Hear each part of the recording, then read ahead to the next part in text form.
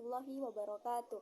Perkenalkan, nama saya Rizky Rahmafani dengan NIM 2042100297 dengan mata kuliah Kurikulum Pendidikan dengan dosen pengampuh Ibu Ica Wandari Anisya MPD, Program Studi Pendidikan Guru Madrasah Ibtidaiyah, Fakultas Tarbiyah dan Keguruan.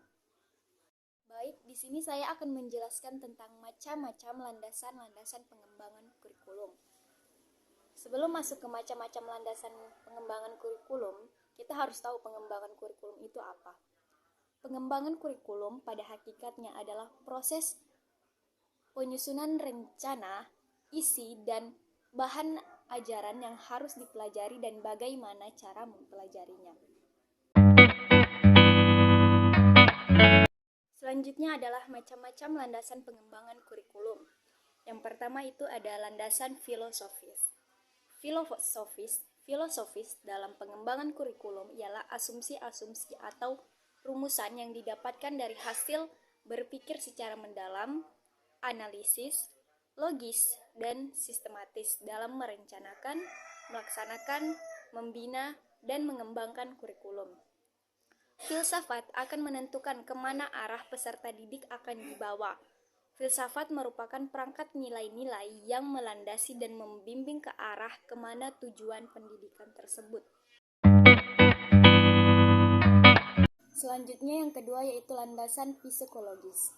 Landasan psikologi dalam pengembangan kurikulum antara lain agar upaya pendidikan yang dilakukan dapat menyesuaikan dengan hakikat peserta didik, baik penyesuaian dari segi materi atau bahan yang harus disampaikan, penyesuaian dari proses penyampaian atau pembelajarannya, dan penyesuaian dari unsur-unsur upaya pendidikan lainnya.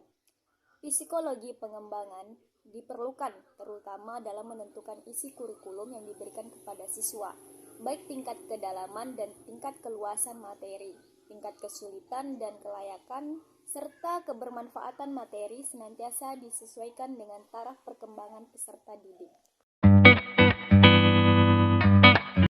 Selanjutnya yang ketiga yaitu landasan sosiologis. Landasan ini didasari bahwa pendidikan adalah proses budaya untuk meningkatkan harkat dan martabat manusia.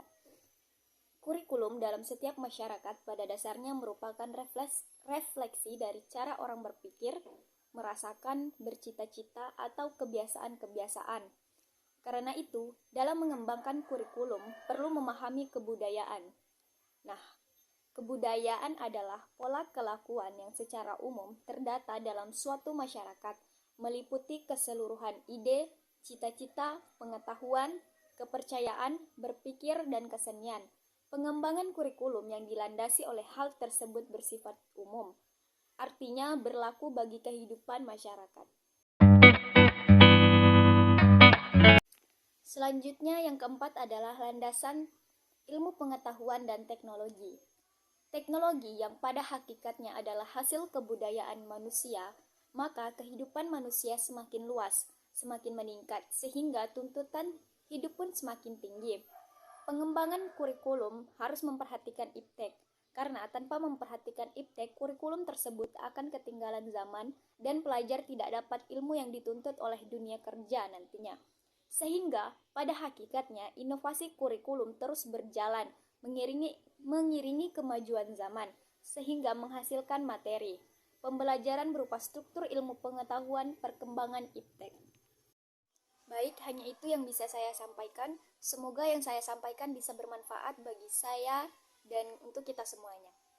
Saya akhiri dengan ucapan wassalamualaikum warahmatullahi wabarakatuh.